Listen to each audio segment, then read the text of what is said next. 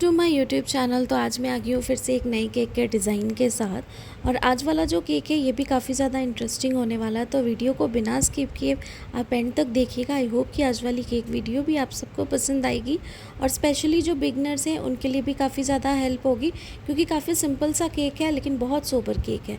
तो यहाँ पे केक स्पॉन्जेस मैंने जिस तरीके से बनाए हैं, इसकी सारी मेजरमेंट जो है मैं आपको डिस्क्रिप्शन में दे दूँगी, आप वहाँ से जाके इसे चेकआउट कर लीजिएगा।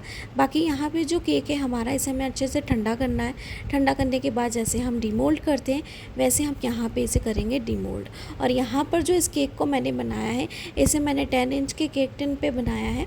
और ऊपर की जो टॉप वाली है ना, यानी कि ये वाला जो मैंने केक टिन बनाया है, इसे मैंने 5 इंच वाले पे बनाया है जो टॉल हाइटेड का है।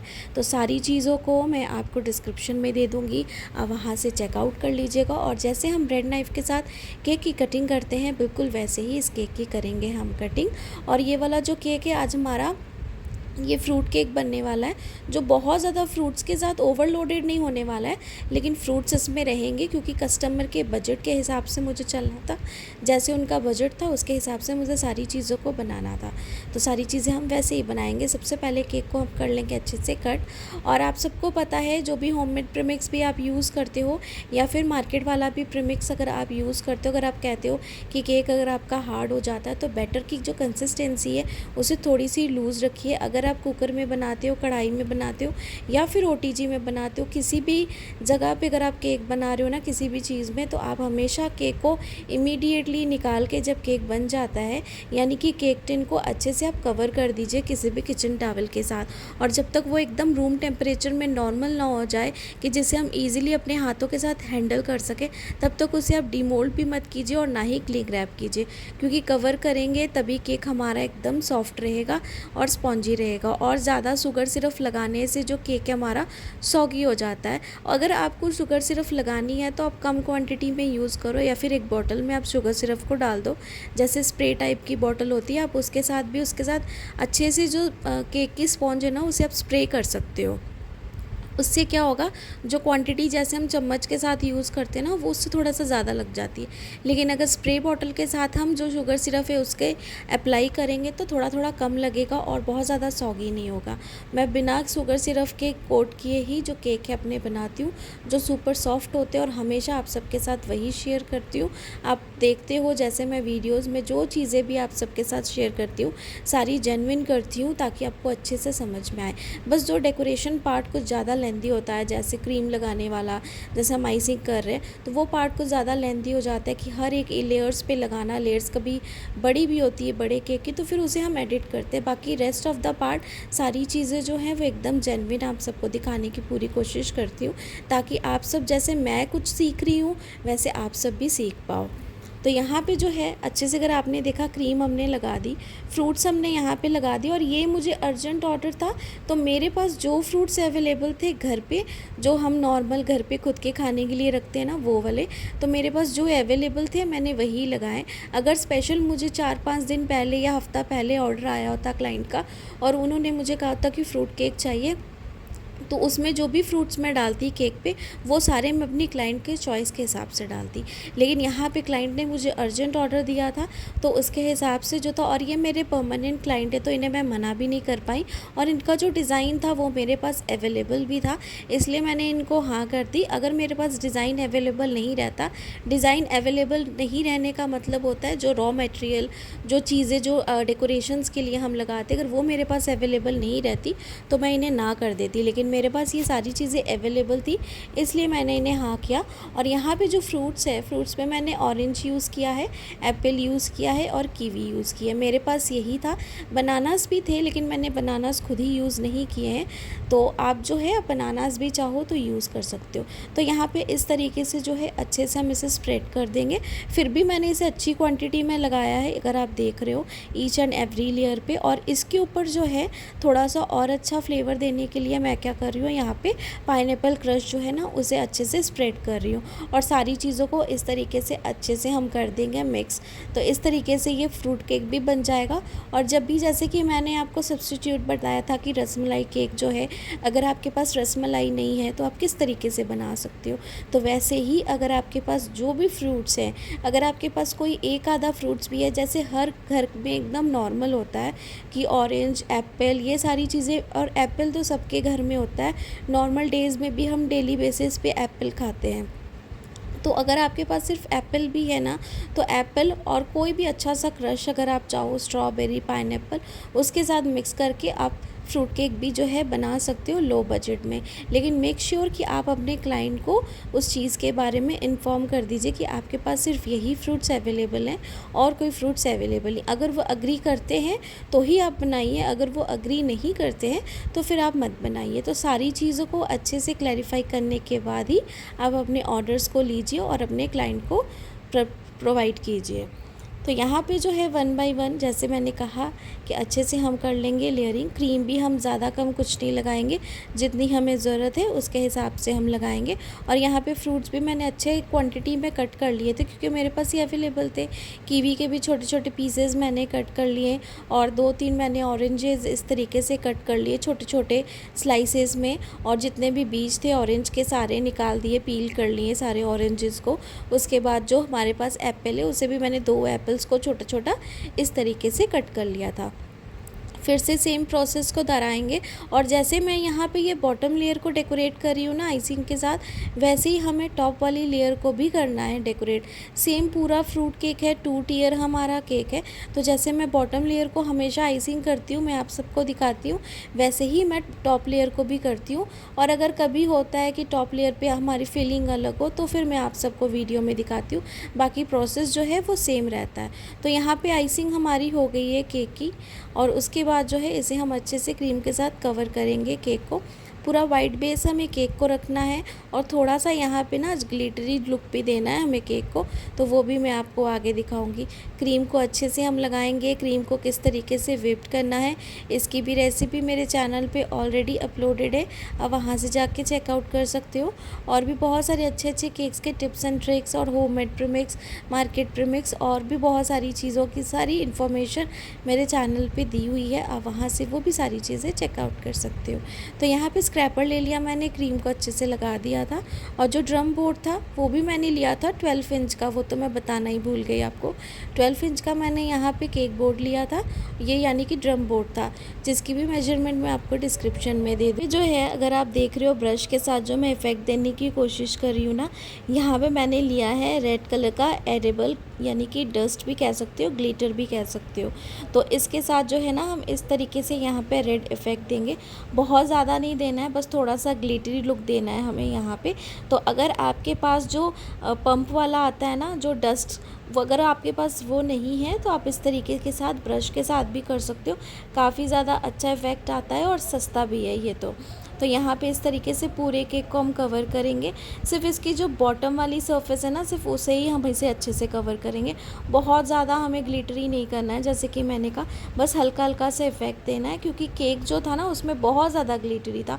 तो क्लाइंट ने मुझे सिर्फ ये कहा था कि इतना ज़्यादा ग्लिटरी मत कीजिएगा, क्योंकि कुछ लोगों को नॉलेज होती है कि ये खा सकते हैं या नहीं, और कुछ क्लाइंट्स को नहीं पता होता है कि ये एडिबल है, हम खा सकते हैं। तो ऐसे कन्फ्यूजन होने की वजह से थोड़ा सा मिसलीडिंग हो जाती है, तो आप जो है इसे थोड़ा ही कम यूज़ कीजिएगा क्वांटिटी में, इसलिए मैंने कम क्वांटिटी में ही इसे यूज़ किया।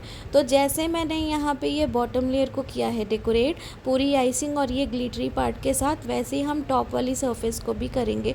तो उसे भी जो है उसे भी मैंने साइड पे बना के रख दिया था, और उसे मैंने एक अलग बोर्ड पे रखा था, ये देखें, इसे भी मैंने अलग बोर्ड पे रखा था। अच्छे से इसकी भी हमने कर ली थी आइसिंग, एंड जो प्रोसेस है उसे भी सेम हम इस तरीके से रिपीट करेंगे।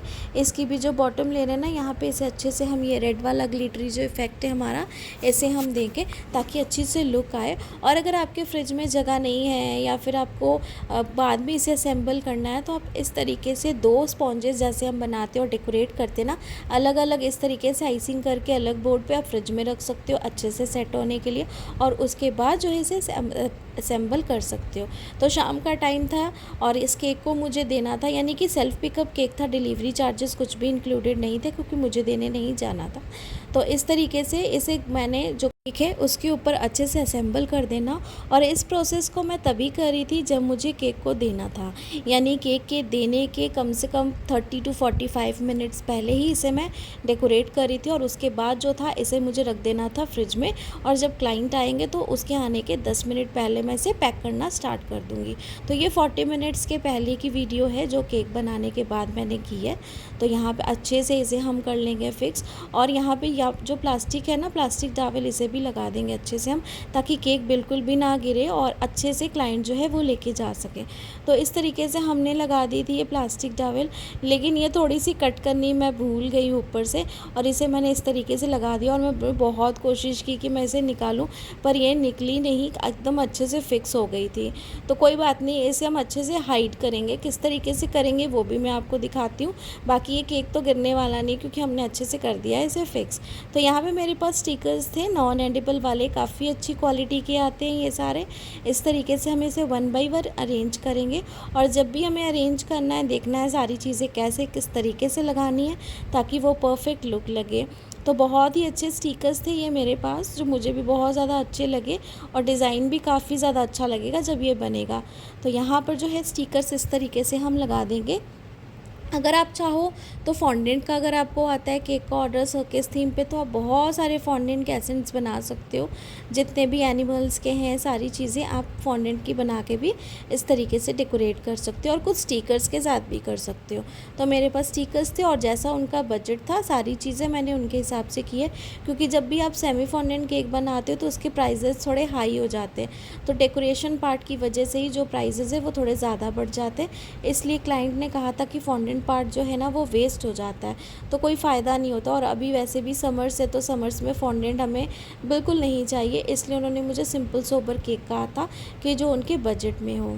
तो यहाँ पे फॉक्स बॉल्स हैं, और जो फॉक्स बॉल्स मैंने लगाए हैं ये उनकी कलर के चॉइस के ही मैंने लगाए, मेरे पास अवेलेबल थे बहुत सारे कलर्स के, तो उनमें से उन्होंने मुझे कहा था कि जो फॉक्स बॉल्स है ना, इसकी वजह से उन्होंने मुझे केक का ऑर्डर दिया था, क्योंकि जब उन्होंने केक का डिज़ाइन देखा था ना, किसी का बनाया हुआ था, तो उन्हें बहुत ज़्यादा पसंद आया था। तो उन्होंने मुझे कहा था कि उनकी जो थीम है वो इस कलर की है, तो आप ये तीनों कलर में अगर हो सके तो फॉक्स बॉल्स को डेकोरेट कीजिएगा और कोई कलर मत यूज़ कीजिएगा। तो मैंने सारी चीज़ें उनके हिसाब से की हैं। तो वन साइडेड पे हम अच्छे से फॉक्स बॉल्स लगा देंगे ताकि लुक अच्छी आए, और दूसरे साइड पे भी हम इस तरीके से ही सारी चीज़ों को अरेंज करेंगे जैसे हमने इस साइड पे किया है। तो सारी चीज़ों को अच्छे से टाइम लेके आपको करना है, केक को अच्छे से सेट होने देना है। जैसे कि मैं हमेशा कहती आई हूँ लास्ट ईयर से भी कि समर्स में केक को ज़्यादा देर तक फ्रिज में रखिए ताकि वो एकदम अच्छे से ठंडा रहे, और केक जो है ना एकदम भी ख़राब ना हो। अगर एक आधे घंटे के लिए आप लेके भी जा रहे हो ना, एसी वाली गाड़ी पे लेके जा रहे हो, या शाम के टाइम पे भी अगर आप विदाउट एसी ट्रैवल कर रहे हो केक को लेके, तो केक आपका आराम से रहेगा, कुछ भी ख़राब नहीं होने वाला है केक को।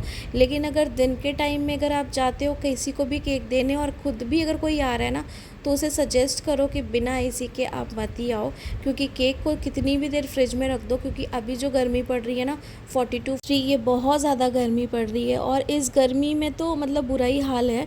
तो इसलिए जो भी सुबह आ रहे हैं उनको कहिए कि आप बिना एसी वाली गाड़ी के तो मत आओ, और अगर आप खुद भी डिलीवरी देते हो तो प्लीज़ रिस्क मत ज़्यादा लीजिएगा, प्रिकॉशंस लेने की कोशिश कीजिएगा, और डिलीवरीज़ जो है शाम के 4 साढ़े 4 बजे के बाद ही दीजिए, ताकि सनसेट थोड़ा सा कूल हो जाता है इसलिए। तो यहाँ पे ये एक और स्टिकर था मेरे पास, कैमरे की वजह से मैं आपको टॉप वाली सरफेस नहीं दिखा पा रही हूँ, लेकिन मैं आपको थोड़ी देर में वो भी दिखाऊंगी। तो ये जो हमारा प्लास्टिक टॉवल दिख रहा था ना, इसे हम इस तरीके से हाइड कर रहे थे ताकि पीछे ये रह जाए, और ये सर्कस वाला जो टेंट है ना, इसे हम इस तरीके से यहाँ पे लगा देंगे ताकि सारी चीज़ें अच्छे से कवर हो जाए। और कभी भी अगर आपके साथ ऐसी मिस्टेक होती है तो आप ऐसे किसी भी अच्छे से बर्थडे टैग को या फिर किसी भी अच्छे स्टिकर को लगा के इस पार्ट को हाइड कर सकते हो, अगर आपके वुडन टॉवल या जो भी प्लास्टिक टॉवल आपने लगाया इस तरीके से अगर वो दिख रहा है तो हमने सारी चीज़ें इस तरीके से कर दी जो काफ़ी ज़्यादा अच्छी लग रही थी। तो यहाँ पे मैंने ये स्टिकर सोचा कि लगाती हूँ, तो ये देखिए यहाँ पर इसे मैंने लगा दिया इस तरीके से, पर मुझे ये यहाँ पे अच्छा नहीं लग रहा था, तो मैंने क्या किया, इसे निकाल दिया। तो उसके बाद जो है इसे हम लगा देंगे टॉप वाली सरफेस पे इस तरीके से। बाकी केक का जो प्राइस है वो भी मैं आपको बता दूंगी कि मैंने कितना लिया है इस केक का प्राइस। बाकी आप अपनी जगह के हिसाब से ज़्यादा कम प्राइजेस कर सकते हो, ऐसा कुछ नहीं कि मैंने अगर ज़्यादा लिया है कम लिया है तो आप उसके हिसाब से लो। तो केक हमारा बन के बिल्कुल रेडी है और ये है इसकी ओवरऑल लुक जो मैं आपको दिखा रही हूँ। बाकी आई होप कि आज वाला केक डिज़ाइन आप सबको बहुत आया होगा। और ये देखिए पीछे से हमने इस तरीके से हाइड कर दिया है।